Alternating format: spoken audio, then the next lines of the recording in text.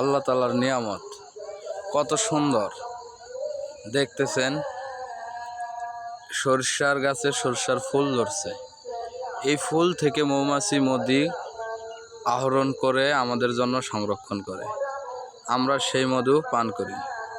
আলহামদুলিল্লাহ, আল্লাহ তাআলার নিয়ামত শুকরিয়া জানিয়ে আমরা শেষ করতে পারবো না।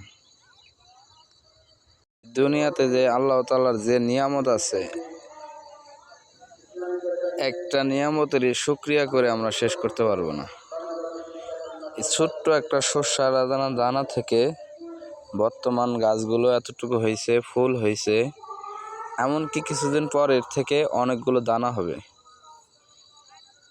আমরা যারা আল্লাহ তাআলার নিয়ামত ভুলে যাইতেছি, আল্লাহ তাআলার নিয়ামতকে দেখে শুকরিয়া আদায় করি না, তাদের জন্য আল্লাহ তাআলার নিয়ামত কত সুন্দর দেখতেছেন। সরষার গাছে সরষার ফুল ধরছে। এই ফুল থেকে মৌমাছি মধু আহরণ করে আমাদের জন্য সংরক্ষণ করে, আমরা সেই মধু পান করি।